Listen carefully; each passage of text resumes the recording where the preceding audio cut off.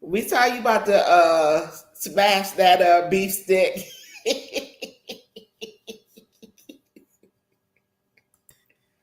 I sure was. Oh, Hi, SBK. Hi, Vance. Did y'all see Kyra about to smash that beef stick? oh my gosh.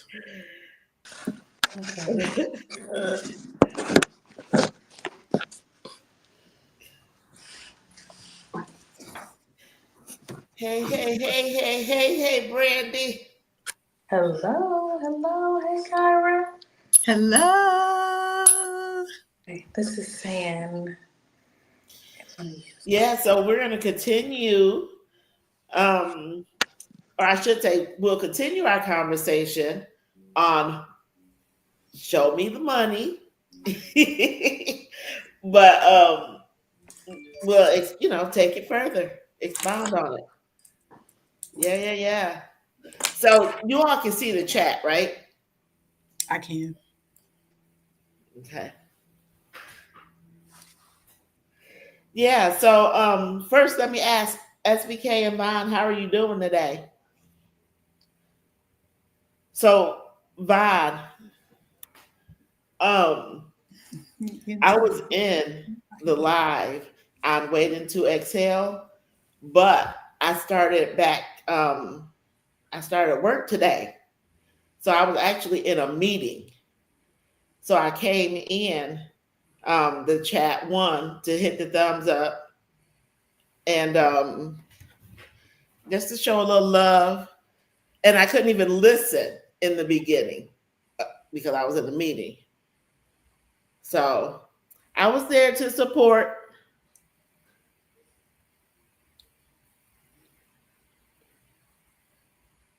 So Brandy and Kyra, they said they hope you're doing well. Yes, yes, doing well. Just running in from another meeting. Kyra, you can eat your beef stick. You really can. Oh, okay.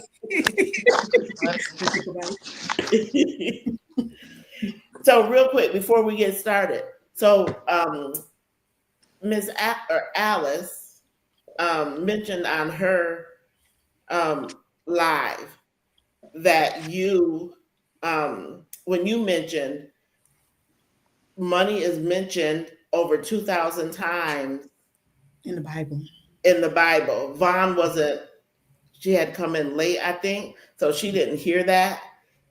You want to can you repeat like exactly what is the number? What did you tell us?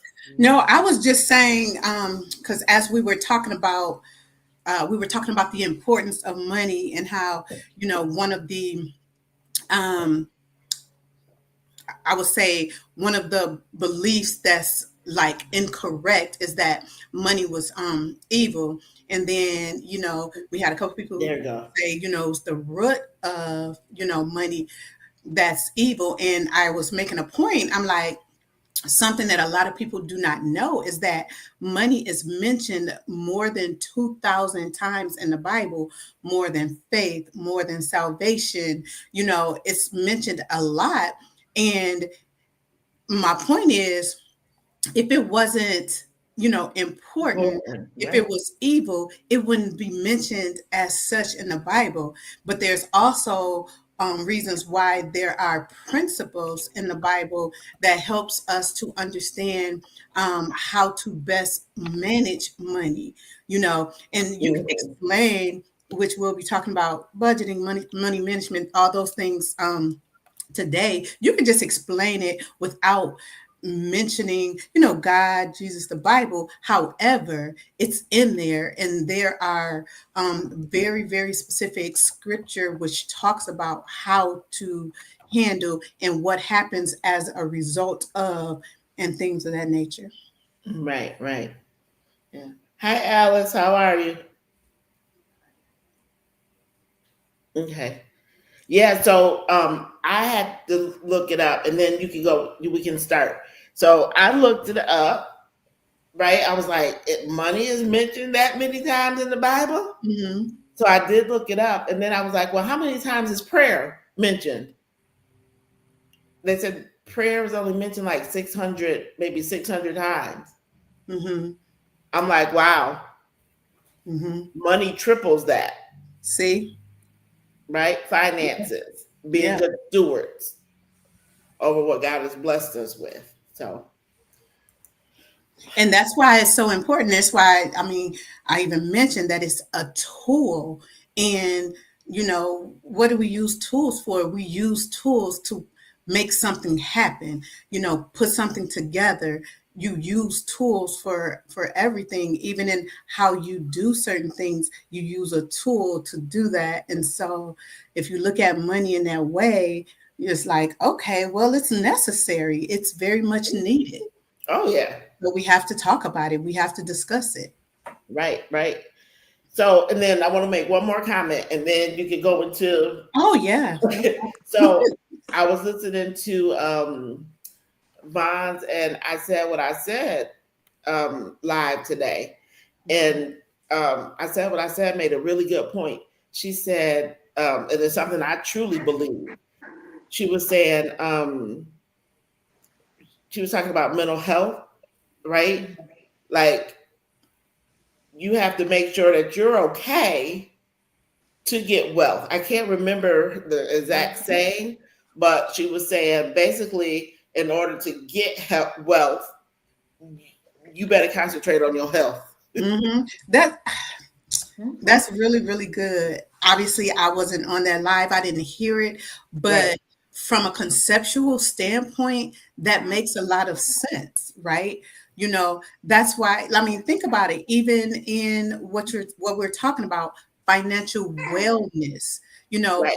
wellness is holistic, right? It's Right. holistic. It So is. financially, being well is a part of your overall wellness. But when you think about it, everything is interdependent. So your mental wellness, your physical wellness, your spiritual Mhm. wellness, your financial wellness, all those things are interdependent. And so if one of them is out of whack, it kind of distorts the other parts. That's why you work on it holistically. Right. Right. And some of us are better at some areas than others, but at the end of the day, we you work to steadily improve. Right. Some people like their physical health, be it like activity, may be up to par. They're working out every day, they're doing this, or even their nutrition or whatnot. But then they may not be the best, financially, right? And so you work on the areas you need to work on, but at the end of the day, to be fully whole, it's all of it. All of it. Right. Right. Mhm. Hi, I said what I said. Yeah. So we were just talking about a comment that you made earlier on your live when you said, and I can't quote you exactly. I should have wrote it down. But when you said you got to be healthy, you want to. How did you say it? Um, you want to make sure that your mental health is up to par before you worry about getting wealth, right? Because we always say health is wealth, right? But in order to get the money, Show me and the money. not only that, not only just to get the money, but to be able to keep it, right? To be able to spend it wisely. What was it that you said last week? You want to be able to tell your money what to do, not your money telling you what to do. Mm-hmm. And that's what So we're going to get into tonight. yes. So she was saying health is more important than wealth. Yes. Mm-hmm. Yeah. Yep. So I'm gonna let you go ahead. I'm gonna be quiet. Oh no, it's fine. Great discussion. So last week, just so we can put this together to make it make sense, last week we began and we talked about the money mindset, your money story and money trauma, right? Which is when we're talking about money, the inner work of you as it relates to money.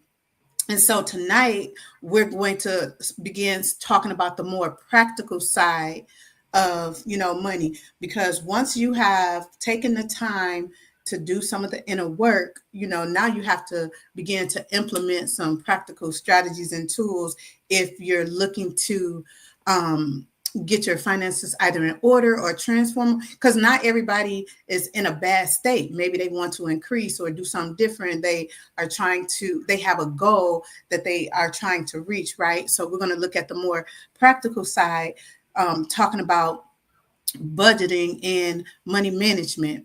So I want to ask this question for everybody. How many of you operate from a budget? If you operate from a budget, put that in the chat. If you operate from a budget, and then Wanda and Brandy, I will be interested to hear from you two as well. Sure. Definitely have to have a budget. Otherwise, some areas could be going without. So yes, Mhm. I operate on a budget. Okay. So Wanda Yeah, said, because I'm she assuming does. that's you. I do not. I don't have access to the chat this evening, so. Oh, okay. The soul session says, I do not. That was me. I said, I do. Oh. I didn't, and I said I do not. Mm-hmm. Like, not a budget that I have written down, right? Mhm. Yeah, no, I don't. No, Vaughn. No. Wait, what does they it say? Once we in the club, we all fam. I want to participate, but I don't want y'all to know how irresponsible I am with money. So I'm going to do more listening today. No, please engage. It's all good. Please engage. I'll tell all my business on accident. Okay. Yeah, no judgment here. This No is judgment a free zone. Because I remember a time. Right. I remember when. Yeah. So no, go ahead. Because I was gonna say it took my husband to help me budget my finances to get me on the straight and narrow. Because if I wanted it, you would just go buy it. I would just go buy it. Now I wouldn't go buy it and let my bills fall by the wayside. Mm-hmm. Right? Yes. But I didn't have anything saved or anything like that. So okay. Yeah, no, good. So hi, okay. The thing about a budget, right? Oftentimes when people hear or think about budget, if they're not already operating from a budget, they think it's restriction. It's a restriction where, again, it's about perception and your mindset around it. Because in actuality, it could be your freedom plan, right? Because this goes back to what I was saying last week, what you just said earlier, Wanda.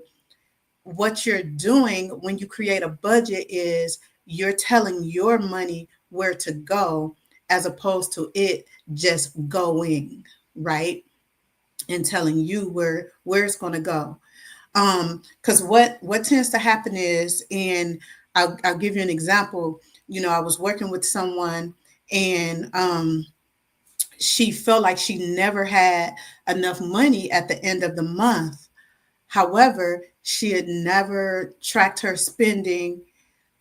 She was just spending as she get money. She would, like pay bills, but then buy some things that she wanted or just whatever, and just never felt like she had any money left at the end of the month. And it wasn't that it was a feeling, it was because she didn't have money at the end of the month, right?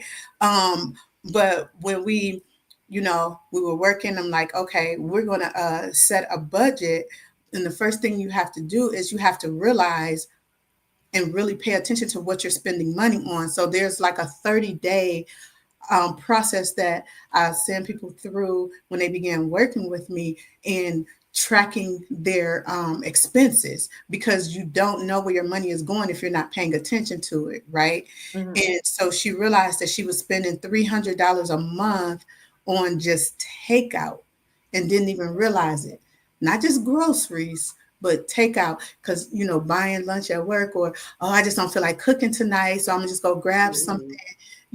That adds up really, really quickly. Right? $300, that's a lot. It is a lot, but it could happen. Oh, and please don't get me started on like if you DoorDash or Uber Eats or anything like that. Like a normal $15 meal is now going to cost you $30. Because you got to pay your delivery fees, and you're gonna hopefully you're tipping the person that's actually getting out delivering the food to you. So now you're paying double what you would have if you just didn't go out and get it yourself. And yes, you will have to you'll be using gas, but you're not going to be using that amount of gas to just go pick it up and come home. So what happened then is, with that $300, we immediately was like, oh no, that's too much. And what we were able to do was take the majority of that 200 and say, okay, now here's an extra $100 right off the bat that you can put towards debt, and then another $100 that you can save to work up to having a basic emergency fund, right? And it wouldn't take her long to build that up. So I'm saying that to say that budgeting equals control, not punishment. It's like you can gain control. And when we talk about mental health, what that does for a lot of people is that relieves a level of stress, because you're aware and what's happening with your money. And so that can help to relieve stress of, oh, well, how am I going to do this? Or how am I going to pay this? Or how is this going to happen? But if you know and you have a strategy and a plan, now you're not feeling that, and that can allow you to, just function even better on a day-to-day basis. So now when we talk about budgets, right, there are various types of budgets that you can work off, and it really depends on how your income comes in. But we have what's called the zero-based budget, and that literally means that you are assigning every single dollar a job, even if that means that no, what it means is within your budget, you have a discretionary line item. So for those miscellaneous things that you just want. So if you know that you're that type of person where you just need to have a little bit of cash or something to just spend, like at will at a gas station or whatever, then you need to create that in your budget. Have a discretionary or miscellaneous fund, even if it's $20, $40, whatever, so that again, you don't feel restricted, but it's accounted for.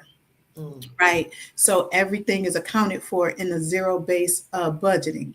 And then there's the 5-30-20 rule, where 50%, 50-30-20, excuse me, which adds up to 100%. 50% being needs, like your expenses, your bills. 30% being wants, right? That would be like some discretionary spending, but also I'm just showing Vaughn. I'm taking notes. oh but also it's also like if you want to get your hair did, if you want to get your nails did, a pedicure, those are wants. However, if you, again, for you to be okay, because you don't want to just live to pay bills, right? Right. Because That's existing. And we don't want to just exist. We want to live life. But you can set your budget up accordingly so that you can live life. Now, initially, you may not be able to live the exact lifestyle that you want to if you have, a certain amount of debt or whatever the case may be. But best believe if you budget your funds, you'll be much closer to being able to live that lifestyle than if you do not, and be comfortable, not stressed by doing so. And so that last 20% is savings and debt. And the reason why they go hand in hand is, and we'll get to that. We'll get to that momentarily. So again, so one, we have the zero-based budgeting where you assign every dollar a job. Two, you have the 50, 30, 20. 50% of your needs, 30% for what you want, 20% of your savings and debt. And then you have what you can call an envelope system. Okay.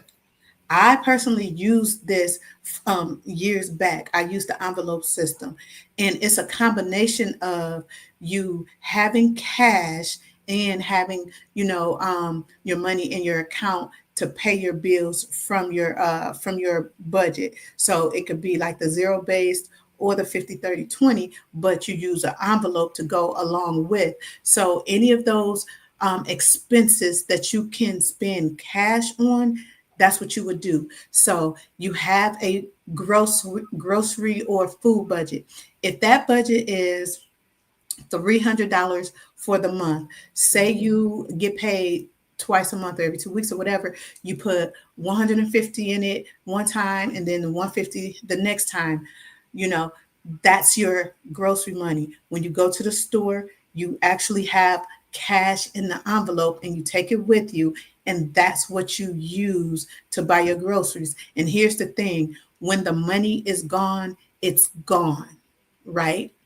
So it's no, oh, well, I'm going to pull a little bit or I'm going to pay the rest with my debit card. No, you assign how much you're going to spend and you put it in that envelope. So things that can go in the envelope, I will have food or grocery money. Of course, the like miscellaneous, whatever that was going to be, the $30, $40, the discretionary, but gas for your car. You could pay cash, for that. Entertainment, if you have an entertainment budget, like those things that you can literally pay cash for, you put it in an envelope. And when that money is gone for that month, it's gone. Now you say, well, what if I have some money left over from the month that's in that envelope? So you have one or two things that you can do. You can choose to A, put it in a savings account, or B, put it on debt. So you're still or why can't I put it on come that on, Miss 30%? Now, here's the thing. You have already budgeted your miscellaneous and your discretionary fund. You're not going to like take extra from there. What you're trying to do is improve your financial situation. So if you have debt and you still need to save up the emergency fund, if you have been a good steward in, one of those other areas and you have money left, then, you want to put it on that. So now you can accelerate, that debt payoff and or that savings account. Okay. Do you understand what I'm saying? Because you have a plan. You have a plan. And so you're working your plan and this budget is working for you. And if you do better than expected, then do better than expected. Here's something that I heard. Live now like no one else so you can live later like no one else. Right. So Yeah. buckle in, buckle down, right? So going back to the savings and debt, one thing about that is because some people are pretty good at saving, but they have high debt. So if you have credit cards with interest rates of 13 up to 28% or whatever the case may be that you're accruing interest on a monthly basis, but you have a savings account where you've accumulated, I'm just going to say, like, say $5,000, right? Mhm. But you have, you know, $8,000 a debt or something like that. And I'm just throwing out like really easy numbers. 8,000 a debt, 5,000 in savings. Your interest payments are high. The interest rate is high. And of course, we know on those savings, even if you have it in a high yield savings account, which is much, much, much better than your regular savings account that's going to give you 0.02%. High yield savings account, you know, they have some now that's 3.8, a couple that's in the low fours, which is much better than that point zero whatever that our regular banks would give us. But my point is, the cost of carrying that high interest debt and your savings sitting there, it continues to go like this, right? Mm. So I would never tell you to fully wipe out your savings. Why? Because you want that emergency fund. You want at least that $1,000. Because for most people, when you talk about an emergency, it pretty much won't be too much over $1,000. Yeah, you may have some instances, maybe if you have a home and a major happening happens with the water heater or something like, but 9 times out of 10, if it's something like that, you may be able to get use your insurance. But anyway, and so the deductible is only $1,000 or $500 depending on the insurance policy you have. But what I'm saying is that $1,000 emergency fund is good as you are working to pay down your debt. And so you keep that $1,000 in there, and you take that four and you drastically reduce that amount of debt. By the time, so you probably were paying well over $500-$600 a month on, you know, debt payments, right? By the time you drop it down like that, if you continue to pay that amount, that debt will be wiped out in a matter of months. And so now you have all these funds that you can now save and increase your savings without the debt, and it'll accumulate faster. So this is what I mean by strategies and having a plan in place, you know, with your money. But it starts with understanding exactly how you're spending your money and where it's going, and then budgeting so that you can begin to make these strategic moves to shift your financial situation. Gotcha. Okay, so so just listening to those types of budget, I'm curious which one would be, and this is for everybody to put in the chat and you can answer, which one would be you think would be easiest for you to actually abide by and stick to. Zero base, assigning every dollar, the 50-30-20, and or using the envelope system. So I think for me, and I would love to know what their Mhm. way of budgeting is, especially for the ones that said that they do budgeting already. Mhm. But I Yes. think the 50-30-20 would work for me, Hmm.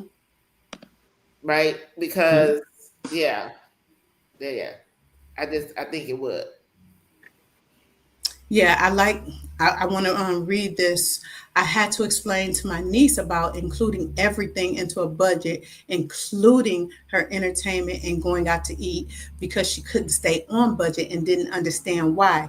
So that's where that entertainment, or the 50-30-20, because that 30% is where the entertainment, the going out to eat, that would be, you know, those are things that she wants. So that 50-30-20 is perfect for her niece. And again, people don't think about budgeting discretionary funds, because people say, okay, I'm a budget my expenses, what they know as expenses and bills, and they budget and utilize all of their money for that budget, but did not include any type of discretionary spending or entertainment. So now it's virtually impossible to adhere to that budget, because you're going to spend money, you know, here and there on discretionary things. I mean, again, that's part of living. So just You're right. budget for it.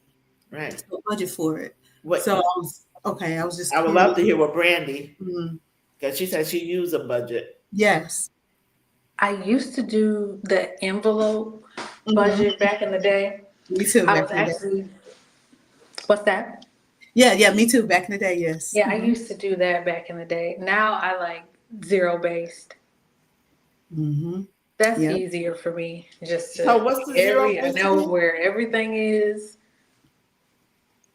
for the most part, Mm-hmm. give or take a few. A lot of my bills are the same amount every month, so it's Mm-hmm. easy to do zero based and just go all the way down to zero. So zero base is where you assign every single dollar. You assign it Mm-hmm. to something, and so even so, like a lot of people, and when it comes to budgeting, you know, I say have a checking account. You know, that's where you put the monies in that you're putting your money in. And so then I would say, you know, then you want a savings account, right? And of course, I'm going to Mm-hmm. say get a high yield savings account so you can, you know, earn money on your money, but have a savings Yes. account. And so with that zero based budget, you literally have it written out where all of your money is going. So down to if you're going to save money, um, Mm-hmm. so you would transfer it into that savings account. So by the end of the month, once you've done everything that you're supposed to do, that particular account that's for the expenses is at zero because you have assigned all your money. You've either paid all your bills, you've taken out the money for the discretionary, so you're going to use cash for that. You've transferred over, you know, your monies for your savings. You've, you know, paid your debt. So by the end of the month, or however, whatever your cycle is, it's at zero. That account is at zero until your next income is going to go into that account. So it's zero base. So at the end of every month, it's zero. A few things I think that have helped me is I have a automatic direct deposit for my salary. Mm-hmm. I have a portion that automatically goes to a savings account. Yep. And Mm-hmm. then I would say all except probably 3 items are just on auto pay. And that was a huge step for me because before, back in the day, I'd be like, "I put nothing on auto pay. You go get this money when I give it to you." I'm not doing that. Right. And that's good. I'm glad you brought that up because that's yet another tool or strategy to use when, especially when you're trying to, you know, pay down debt and be disciplined with your money, putting things on auto pay. And like I see somebody right there, Ms. Vaughn. I hate Because I auto hate auto pay. I hate auto pay. And I mean, a lot of people feel that way because, you know, you don't feel like, you know, you have control and they're just going in automatically taking your money. But for some people, you know, for a lot of people, it helps with the discipline when you have it automatically put into your Mm-hmm. savings account. So it's like you don't touch it. It goes there. And It's then like you, with you got to with kind your of stop bills. fumbling the money Yeah, because if you because don't, if you don't, you're going to have overdraft fees, yep. and so that's going to cost you more. But think about it: if you're operating from a budget, if you're operating from a budget, you know how much you know is going to be coming out based on you know what you have set aside. So whatever is left, you can take that out as discretionary. So you just don't touch that, and the auto pay can go ahead and come out and you know your bills will be paid on time, then that will help to eliminate late fees, you know, overdraft fees. And so when I mean, you start Mm-hmm. connecting it with credit because you know if you pay late, now they're gonna you know report it to the credit reporting agencies, and now Mm-hmm. your score is going to drop a little bit because of it, and you know, so it's all interwoven. One other thing they can make auto pay not feel as like, oh, I don't want to do that, is some bills, depending on what they are, they'll let you choose your own Date. payment date. They'll give you some leeway to move around in the month. So Mhm. depending on, if you're paid weekly or bi-weekly, this bill might be better for you to have it come out at the beginning of the month. There might be ones Mhm. where the 15th works or the 30th. So those Yes. are just some things to keep in mind. Yes, that's very good because that's part of um, when I'm sitting down working with people. Number one, understanding how the money comes in and looking at when the payments are due, and if they have the flexibility, it may be that type of thing where you want to go ahead and change and say, I want these bills to come out when I get paid the first time during the month, and I want these bills to come out when I get paid the second time. And you can literally plan all that out so that now, again, you're not worried about, if you're going to have the money to pay for it. The timing of the cash flow will no longer be an issue. And that's a big thing with budgeting, understanding cash flow, when the money is going to come in so that you know when it can be released. So that's why Mhm. understanding how your money is going out is very important. And that's another reason why for some people, like with the envelope piece, you know everything that stays in their account is on auto pay, and they know when it's coming out, and so they don't have to worry about the cash. They can spend that any time throughout the month because it's in the envelope, and when it's gone, it's just gone. Mm. Mhm. So again, it's based on the individual, and it's not a right or a wrong. It's what works, and that's the thing about it. It's what works for you. And um, like I said, I've actually operated within all of them, and that's a good thing to do. Like trial and error. Like, okay, well, what if I do this? Do I like this better? Or different seasons in your life can determine whether or not you want to do things differently. So, but maybe you we're getting a steady paycheck every 2 weeks. So a certain budget will work really well for you. Whereas perhaps if you're an entrepreneur and your cash flow does not come in that way, it doesn't work for you the same in that way. That's a whole different conversation, you know. So cash flow and understanding when the money comes in and how you want it to be released is very important. But that's you knowing your finances, which is where the budgets and all of that is really important. So I do have a question Okay, about credit score. Like, what's a good credit score? Like 800 is the highest, right? 800 is perfect. It's yeah, very good. 800, depending on which. Okay, so now they have all these different scoring matrices, but about 800. Some of them go up Okay. to 850 now, but at the end of the day, when we say 800, it's definitely good. So what's good? Like I heard 650 was good. 720, Oh, 720 and higher is, well, 750 and higher is like excellent. Um, like 680 up to like the 750 part is good. 620 to like the 680 is fair. okay. Below 620, and you need some work. Be like that one that one oh, I saw it on Facebook where they were asking the kid a math problem. It was like, and he said Jaden broke. I know exactly what I you're know what talking you're about. talking about. Yeah, So it was like, yeah, 620 is like, oh. yeah, no, and I say that, uh, but there's a lot that goes into those credit scores. There's a lot that goes into those credit scores. It's much more difficult to raise your credit score than it is for it to drop. One late payment can drop your credit score by 50, Mhm. 60 points. Oh my. Yes, it's ridiculous, It's like honestly. a whole But plummet.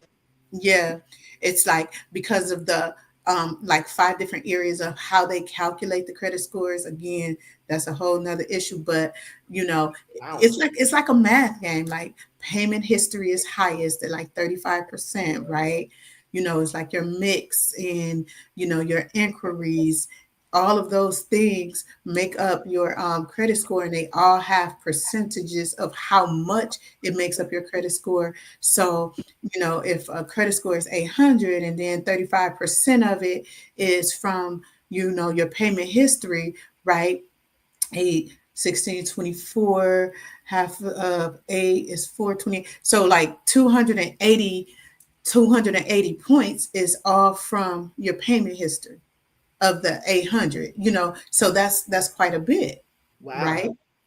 Yep. Oh, yeah. Vaughn said you literally can miss one payment and they will drop that score so fast. That is absolutely Okay. So it really doesn't have anything to do with, like I was just saying, Jaden broke, right? No, that was just a funny meme, right? Right, right. Um, So I'm saying the credit score, like you can have a credit score of 500, but that don't mean, you know what I mean, that it you doesn't ain't, mean you ain't what? balling, It doesn't mean what? that you ain't balling, that you don't have No, money. not at all. Not at all. Not at all. Because a lot of people have money, Hmm. but as it relates to how the reporting of your credit is, in that regards, they mismanage it. So their credit score is low. Um, because a lot of people have the money and they just don't pay it on time. Mm. Um, that's why for some people, automatic payments is good because you can get it in there on time and you won't have to worry about that. So, Right, right, because right, life happens, you may just forget. Like, oh my gosh, like the due date was the 15th, and you was thinking about it the 12th, the 13th. Oh, I'm gonna get it paid. I'm gonna get it paid, and then the 16th, you remember, oh my gosh, I forgot to pay it. Well, now it's right, late, but you got the right. money. And I mean, I've been there before for sure. Yes, I think we all have. Well, I know Right, I have. I know I have. So, like, automatic is, whew, it's beautiful. You might right. set it and forget it. Because that first time, because I have had a low score, raised it high, had a high score, it went back low, raised it back high again. So I've done this cycle a couple times from Hmm. various life situations, Right, right, in different situations, and so I know how I can um, drop drastically quickly. right, You right. have to work, to get like your debt, like how much credit usage. That's another huge part. That's like 30%. Like, so if you have credit cards, that's where you have available credit of, or credit lines of 10,000, right?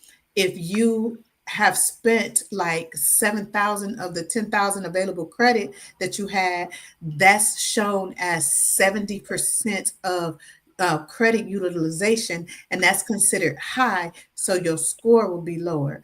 But if you Oh, pay it down to like 3,000, then only 30% of the available credit is being used. And so that's about standard, the sweet spot in terms of where it doesn't affect your credit negatively from the credit that you have available. So trying to keep it at 30% or less, which when you think about it, it's like, okay, why are you, and this is Kyra talking, why are you giving me or allowing me to have this amount of credit, but you penalize me for using the credit, even if I'm paying it back?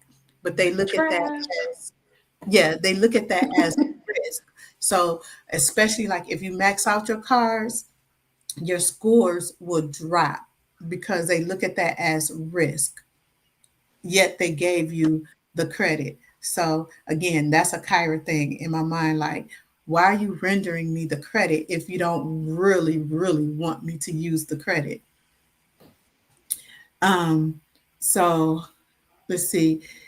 It's best to pay your bills first before you start spending money on other things. Sometimes you spend or lend out your bill money and then you get behind. Oh my gosh. I said Mhm. what I said. That is so good. That again is another very good topic to talk about when we start talking about lending money, right? A good rule of thumb is in but again, this stuff, all this stuff is in the Bible for real.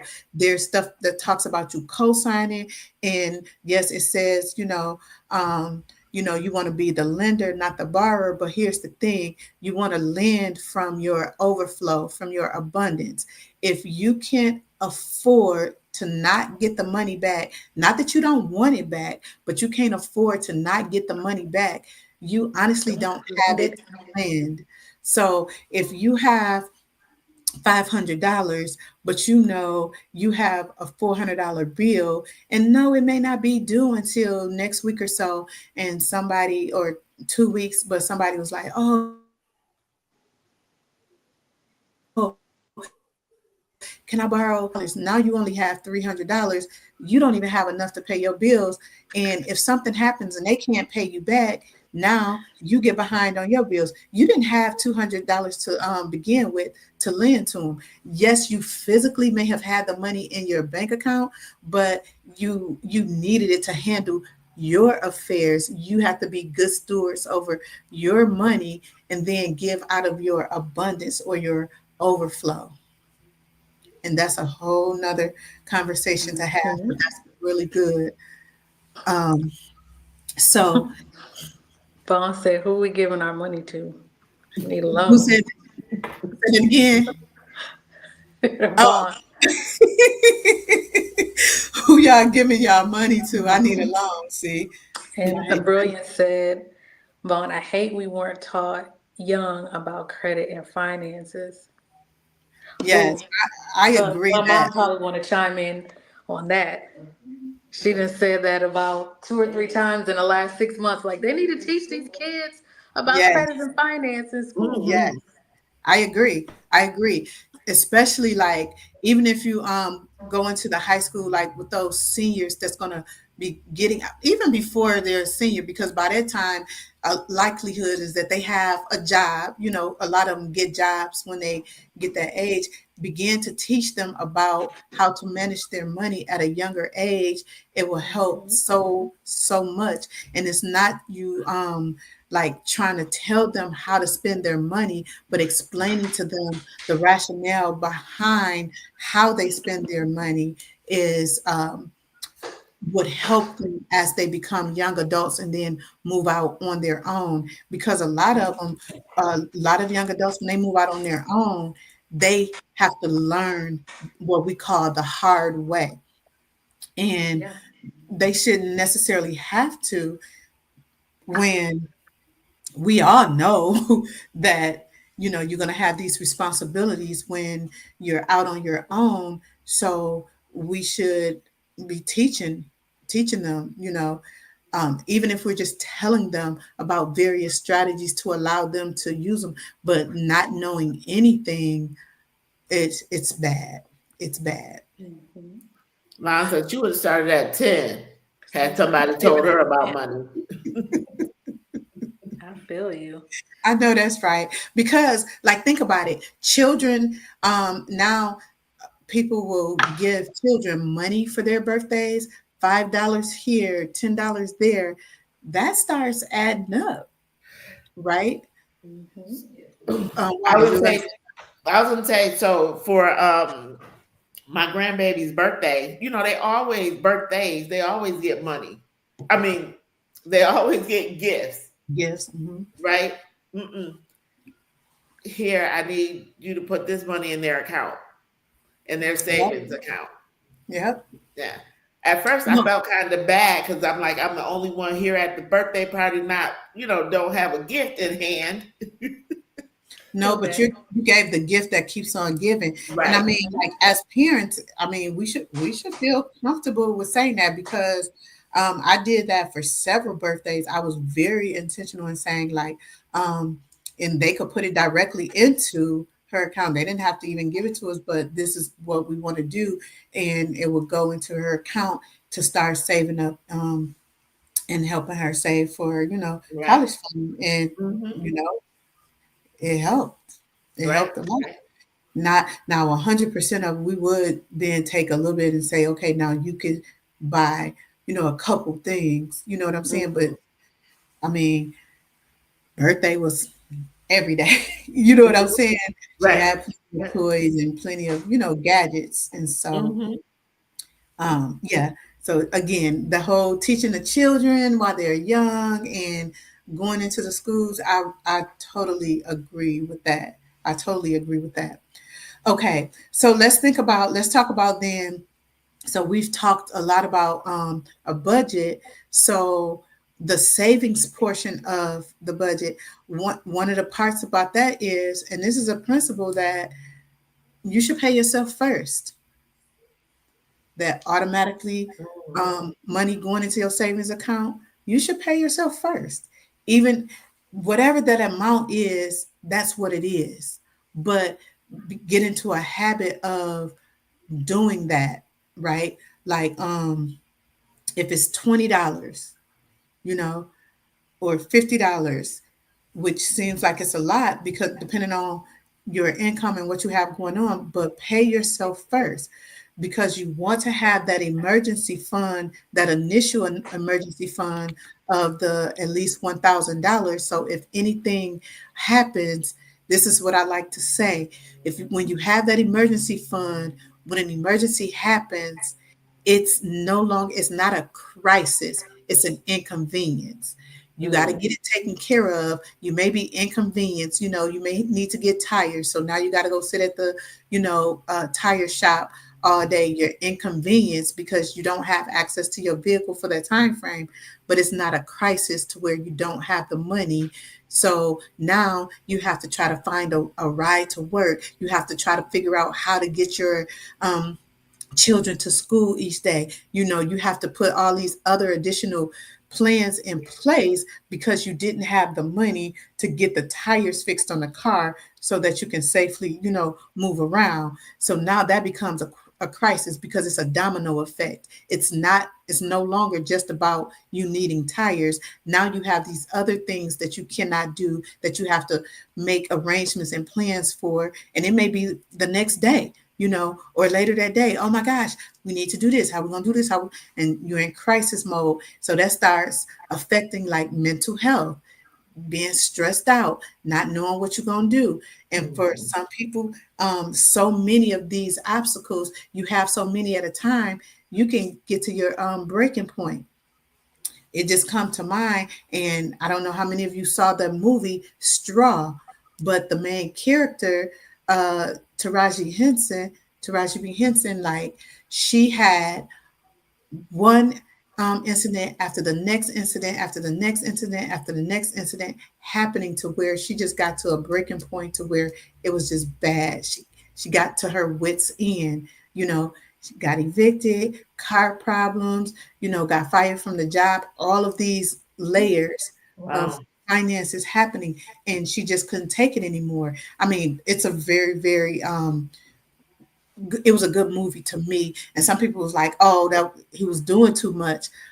But the reality is that's some people's reality. And so it's doing too much for Mhm. you if you've never had to experience those things, right? But if you have any semblance of having had your lights cut off or, not being evicted, all her things was put out on the curb, that's a lot, Right. Right. you know.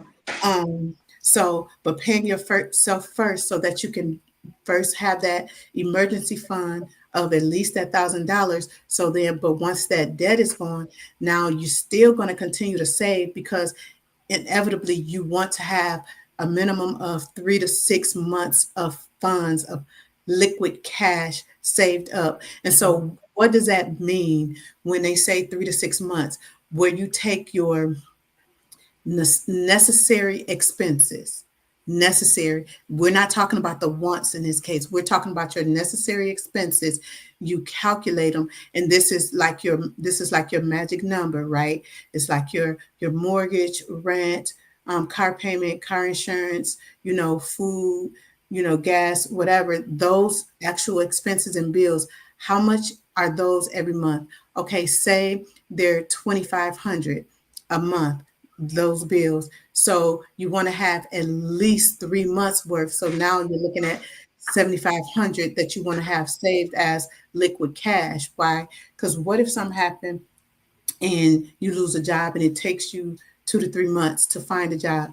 You won't necessarily get behind on your bills because you have that emergency fund set up. Again, it's an inconvenience, but not a crisis, right? You're having to spend that down. So eventually you'll have to save it up again.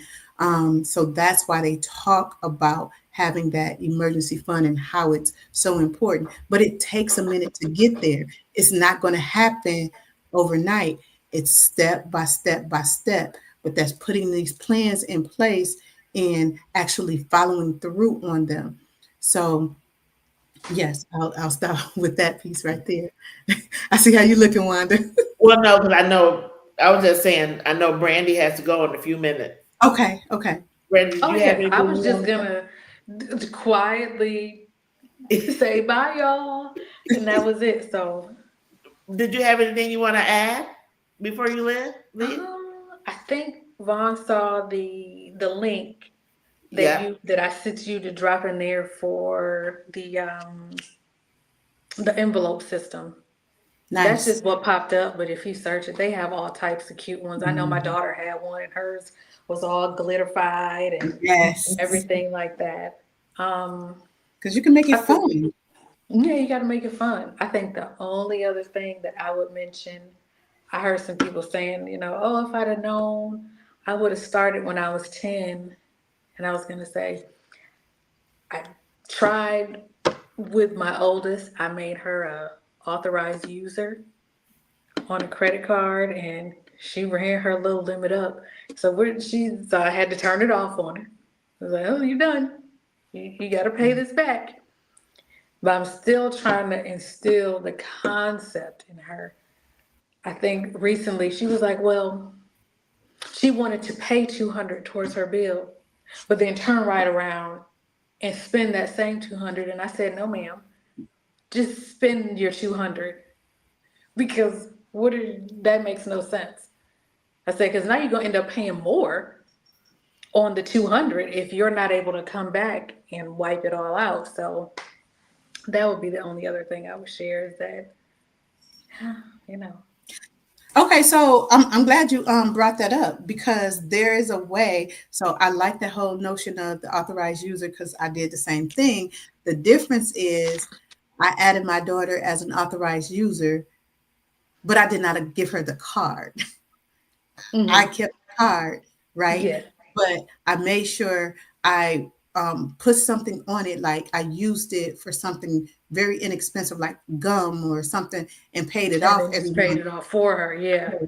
And well, yeah, I just paid it off because, and that was just building Building for her. your credit, right? I mean, and you can do that, for your children. That's Mm-hmm. again, that's part of like credit. When you talk about credit and helping your children, you can absolutely build your children's credit up before or at the point in time by the time they're 18, because you can add them like at 16 and whatnot, and then when they by the time they turn 18, that was the goal. She had a really good credit score because I had been doing things, for her, get a Mm-hmm. security card, authorized user, different things. So that she had a mix of credit, but it was all A1. And by the time she was 18, she had a really good credit score. Now And that so, only works, y'all, if you good with money. well, but that's what I'm saying. Jacking up your That's what, Yeah, kids she for didn't credit. give it to her. So that's yeah, the I piece I didn't. wish I would have known is not actually let her use the car. Mm-mm, But she did use it for it was more a need. She didn't do any wants like, oh, I want a bag or some nothing. shoes or Mhm. something like that.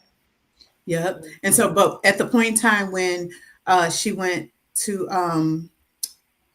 college, then I did, give her a car and let her And use let it her for use it. but she called me or texted me before every single time she used the card. She was like, "Is this okay?" I'm like, so I felt good about that because I knew she wasn't just, Yeah, just out there randomly swiping. using the card. Yeah, no, okay, this is what it is. But anyway, again, those are all strategies. Like, so those are strategies for parents and helping their children.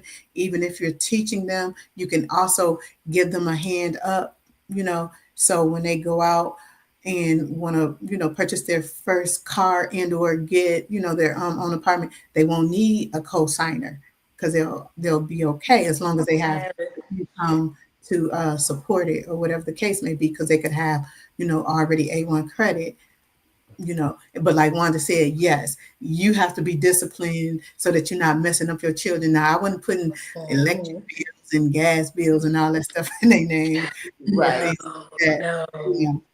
Yeah, they Um, was like, I've never had Comcast, or I've never had to pay the water bill. Why is this in my name? mhm, mhm. Yeah, but that's a Uh, good tip. I'll do it that way with my son then. I'll just yep. make him a user and I won't give him the card. Nope. Mm-mm, nope. They don't need it because you're buying everything anyway, you know. Yeah, right. But you use the card, you pay it off in full, so then that way it's building up Hmm. his credit. Building up for him. Hmm. Exactly. And um, so yes, I wanted to just, finish off and talking about like the savings. That savings is like super important, but you work up to that. And, of course, you could have buckets, even like you have in your budget line item, you can have buckets for savings because you can save for multiple reasons at the same time, be it your emergency fund, be it a vacation, be it like Christmas savings if you want to spend so much for, Christmas time, all of those things, whatever you want to save for or purchase, like you want to save for a down payment for a home or whatever, you could have various buckets of savings as well. And so again, you're very intentional on what that money is for. And when you work the plan will work. Mhm. I love that. Hmm. All right, I'm gonna scoot out of here. Y'all have a good night. I'll see y'all next week. All right. All Have a right. good one, Brandy. You too. Bye. Bye bye. So you want me to keep going? Yeah, what you're good. Okay. Okay. Yeah. So when we talk about some common pitfalls in what you can do to shift that or fix it. So when you talk about people who overspend, one of the things you could do is track your money daily as opposed to monthly. So that way you're able Mm. to see what's happening in real time and it will help with the overspending. Another common pitfall is what they call lifestyle creep, right? Meaning that um, you're spending on more expensive things. Your lifestyle is becoming more expensive every year or every so often or whatever. But you can increase your savings when your income rise, right? You can be intentional about that. Like if you get a raise, instead of saying, "Oh, I have," you know an extra $100 a month now that I can spend, say, well, I have an extra $100 that I can save because did your expenses really change or any? No, they didn't. So that can help you to increase your savings, which can help with your increase in lifestyle once you get to that point. Mm. Go ahead. I was gonna say you need to talk to Sierra. I was waiting for it. Yeah, she and I we've been saying she's been saying, yeah, I need to get with you. We gonna get together. I'm gonna get her. I'm gonna get her. Um, so for those of us, and I say us who have irregular income, meaning that money does not come in every 2 weeks or twice a month, once a month, your cash flow is differently based on how you earn money. One way of making sure you're okay is budgeting on your lowest average month. So if you know, like, if you have a fluctuation of income uh, each month, like say 1 month you make 5,000, and then the next month you have a $7,000 a month, and then the next month you have a $6,000 month or whatnot. What you do is a strategy to use is to average out your and come up with your lowest month and budget off that, right? Okay. Budget off that. So then you can begin to structure the other monies in those other pots, savings, paying off debt, but you always have, that you at least have the money to pay your main expenses, Okay. you know. Okay. Mhm. So I have a question. I have a question. I'm curious for anybody. What's your biggest budget challenge? What's your biggest budget challenge? Biggest budget challenge. What is the biggest challenge you have when it comes to budgeting? Hmm. Hmm. Something to think about. Hmm. I think it's I don't know, like not spending money on those miscellaneous things, right? Like I'm creating a breakfast oatmeal bar, Nice. and but I had to order some things from my bar, right? Um, it, that wasn't budgeted. I just got it. Okay, so in your situation, because you're like you don't typically operate off a budget. Now let's think about it. When you have these projects that you want to do, you could start with a budget. So like I want to create an oatmeal bar. Hmm. So you have that in your mind, right? And say, okay, how much um, do I want to spend for this oatmeal bar? You can do it this way based on your finances. So you set an amount that you would say, this is how much I will spend to create this oatmeal bar. And then you work from there.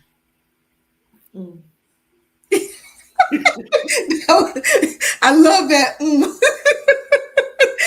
That was like, oh, that sounds good. I'm sorry, that was too funny. But do you understand what I'm saying now? I get what you're saying. You know, that way, like literally, you're still keeping yourself in check in terms of what you're spending. So Right, it could be what you want it to be, but you stay within that because you know your means. You know what I'm right, saying? So somebody will say, "Oh, I will set a budget at I'm not spending any more than $250 to create my bar," and you could be like, "Well, no, I'm gonna spend upwards of 1,000 because I want it how I want it." You know what I'm right, saying? right, right, But whatever you set your budget at, stay at it. Find the hmm, items that you need, and so that will make you like look around, so you don't just find the first thing and say, "Oh, I'm just gonna get it." hmm, You literally like look around. Okay, well, Amazon may have it here. Oh, well, wait, Wayfair may have this item here for this amount. Okay, right, this will make more sense. I can get the same thing, but it's $20 cheaper over here, and $20. But when you're working within a budget, $20 can make a difference. right, right. It's wiggle room for purchasing something else Hmm. or doing something else. Or you may even find that, oh, I didn't even need that big of a budget anyway. And no, that doesn't mean, okay, well, I'm gonna just use the rest and just, you know what I'm saying? Right. Be like, oh, now I can. Yeah, no, no. upgrade my coffee bar Right, or right. upgrade my tea station. No, you set a different budget for that Right, and put that right. money right on back, or just, don't spend it, and reward yourself with a nice bowl of oatmeal for, doing well. So So, hey Von, so what was your question?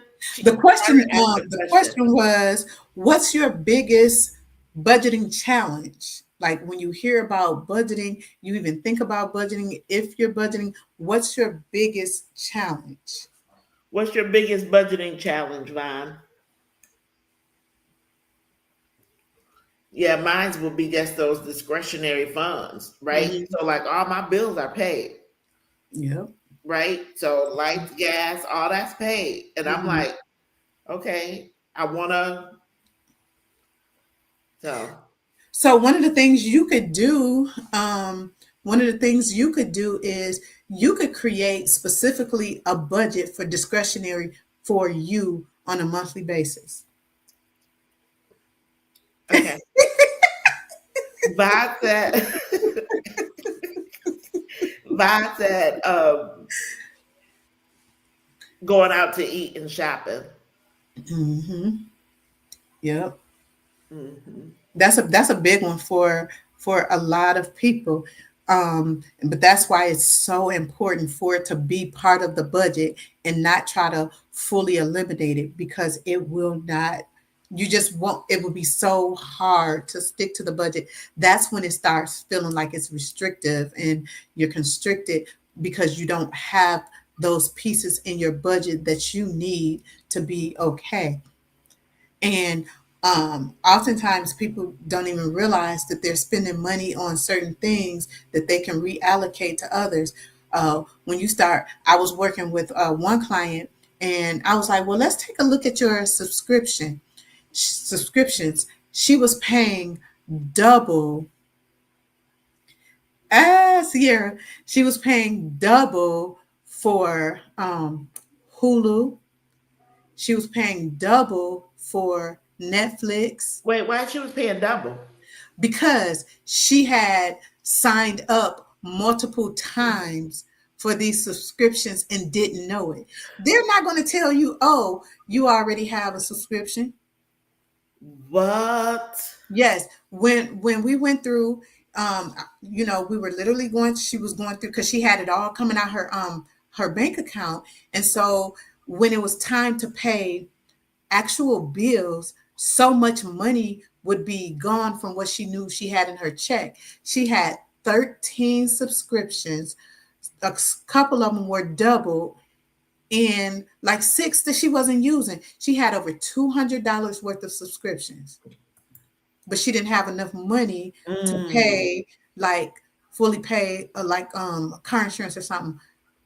Well, because Well, I know, but what I'm saying is it's so easy to do, especially like with our phones. You can set it up really quickly, oh, just come out of Apple Pay or just come out of whatever, and you have this money coming out and you're not seeing it per se until you look, and you may look and you see it and you don't recognize that it was twice. Yep, double Netflix bill. Yes. wow. Double Double Hulu. Hulu. It was, she had two Netflix and two Hulus. The Netflix, she was paying $19.99 each.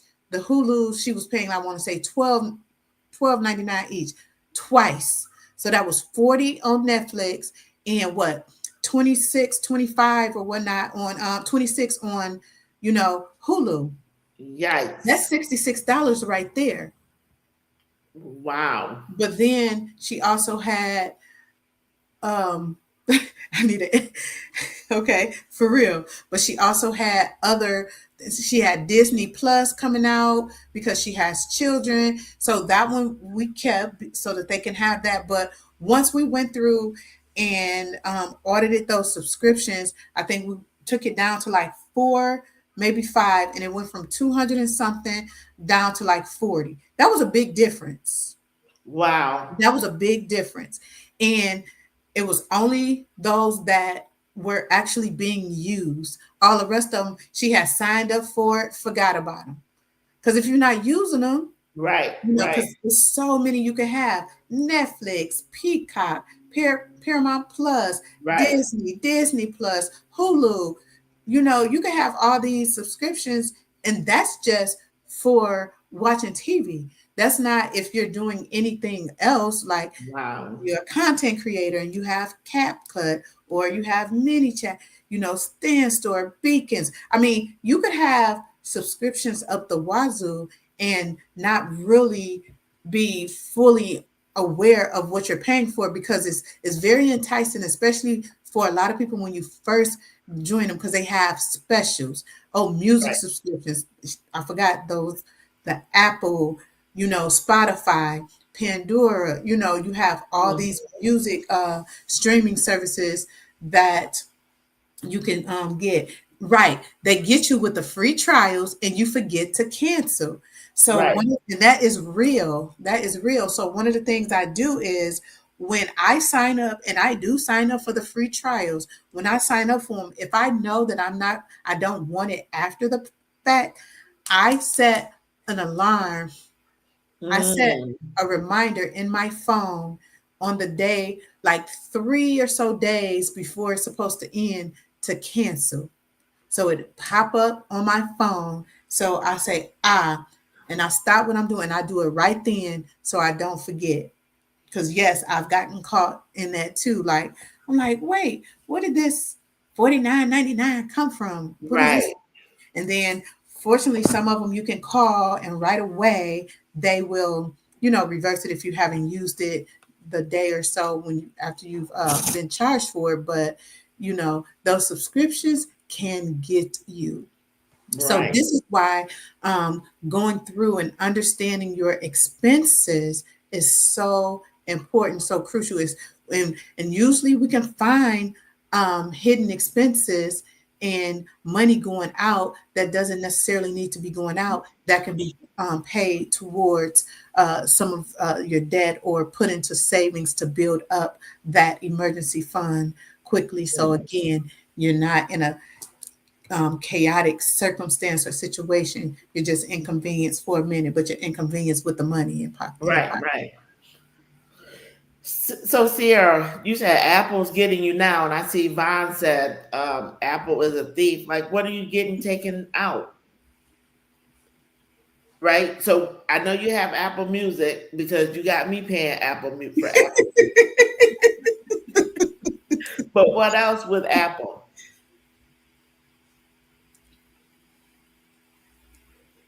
Seriously, they're going to have a lawsuit one day. Oh my gosh. Yeah. So as she's getting ready to respond, one of the things for Apple is that they've gotten good and partnered with a lot of these services to allow you to be able to pay via Apple Pay. And Mm. so it's right there. They make it so easy. You don't have to go grab a card. You don't have to, you know, input Oh, this okay. information. You know, you can just go ahead and subscribe to it, and there it is.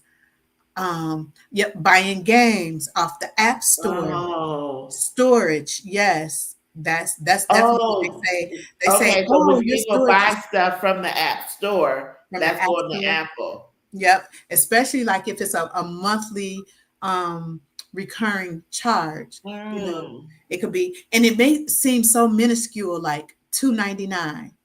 But if you have 4 or 5 of those every month, you know what I'm saying? Mm-hmm. That begins to add up. Um, yep, storage. And Wow.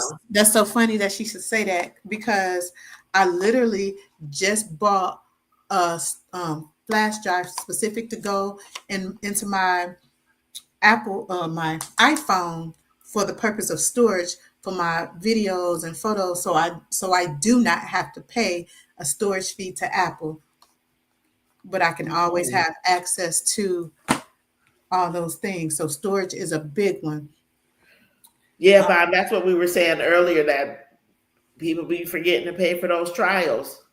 Mhm. They forget to, not pay for them, but to cut them To off. cancel them. Yep. Yep. So a good strategy again is to set yourself an alert or reminder on your phone a few days before it's set to expire, so that you don't get caught with that payment. CapCut, yes, that's that. It's an editing software that content Yeah. creators use, and so of course it makes a lot of sense, Sierra, that you absolutely have CapCut, because you do a lot of content creating, so that's an expense, but your content creation is actually covering that, because you're earning revenue and income from your content. So that's in essence an expense that's being covered by what it is that you're doing, which is great. Storage and email space. Yep. Once again, storage. Mhm. When you have a lot of emails, and especially if we do not declutter our email, that's yet a whole nother topic. Digital clutter, where we just leave stuff there without deleting it. And so our storage is high. Okay, that's good. I only use free stuff that doesn't require my credit card. That's good. That's really good. Um, that's a great practice to have. And if it's stuff that you can find in that way, definitely. Most bills are every 30 days, so the payment date can vary in some cases. This is true. This is true. And it just really depends on the bills, because a lot of them now will actually, within a certain range, allow you to set a specific date that you want to pay them. So that helps a lot when you're budgeting and really being intentional on the days that you're paying. Yeah. So Sierra, I think you need to sit down with Kyra. Oh, look, not Mama has spoken. Yeah. Yes. So So I need to declutter my email real bad. Yeah. And people don't think about that. And it's like when you start looking at your email and you notice that you have thousands of unopened, unread emails, yeah, it's time to declutter, yeah, especially when they're months and years old. you need Oh, an yeah. appointment ASAP. Yep, yep. Yes, you know how to reach me. You know how to reach me. Yes. Yes. But So real quick, for those that are left in the chat, follow Sierra on it's good. and Kyra. Kyra, talk about your channel on TikTok. You will not be disappointed. You won't. Yeah, she's funny. She's a good content creator.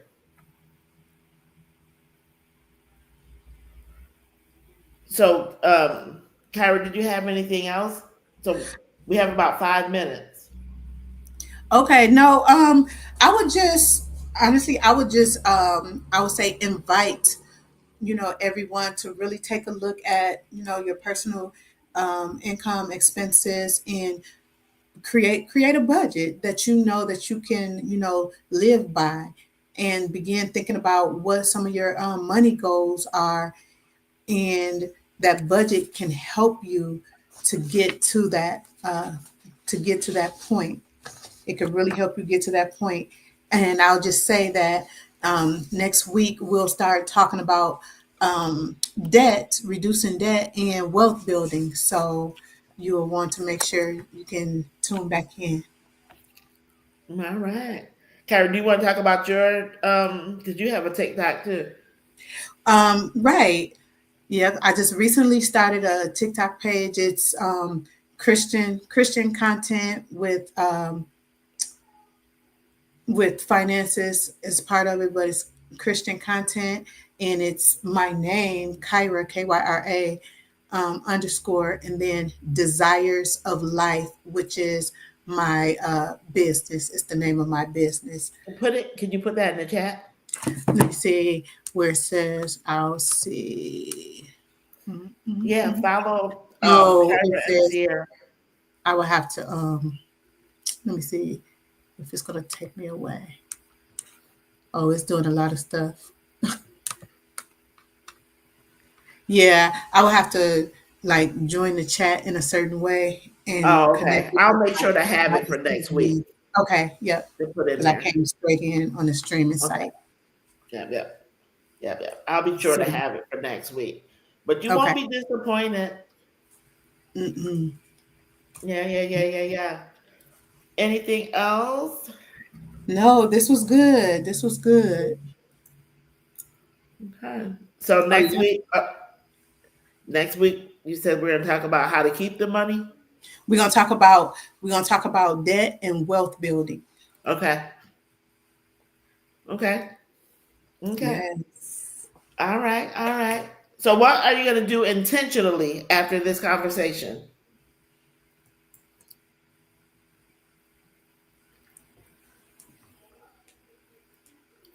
We have a couple of people still in here. Intentionally, what are you gonna do? No, Sierra, I want you to answer the question. Don't leave. Oh, I just love her. What will you intentionally do after this conversation?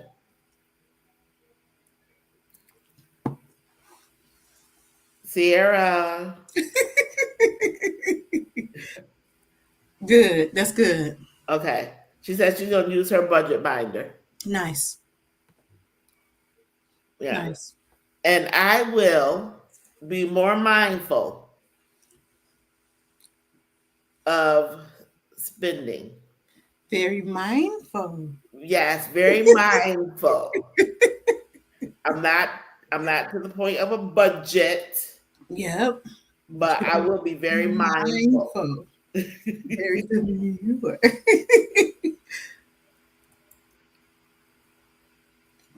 That's good. That's really good, Sierra. That is the start. That's the start right there. And that's the part that I say it takes some time to actually see that and notate that because little expenses here and there, we just don't think about, you know. And Sierra's already made some changes, right? Like Sierra, you're making your coffee at home. I see that. I love Yeah. it. She was just telling her dad that she hasn't bought coffee. That's huge. Mm-hmm. That's huge because I Right. know she loves her coffee because she Well, make right. it every day and we see her on TikTok and it's so cute in that little cup. I don't Right. even drink coffee like that. I'd be like, "Oh, that's cute." Yeah. And then she's making her lunch and Oh, breakfast, so she's she's good cooking at more that. at home. She's So, good at that. mm-mm. I love to see it because I love some meal prepping. So Sierra, don't think we don't see what you're doing, right? I'm just saying, as a mother, I can see you doing so much better. So, yeah. So kudos to you. Mhm. Yeah. Making food at home. Mm-hmm. And you can cook. Come on. Mm-hmm. Come Right. on. So, all right, Miss Kyra, it's All right. 8:30. It's 8:30. So I'll see So you next next week. next week, Yep. same time, Same same time, place. same place. All All right. right. Oh, you're welcome. Oh, I love it. So we're getting ready to come down from this place. Thank everyone who joined the chat, joined the conversation. Um, even if you were here for a little while, I thank you. Even if you were in if you didn't comment, I thank you. Brandy thanks you. So I appreciate all of you. Have a good night. Good night.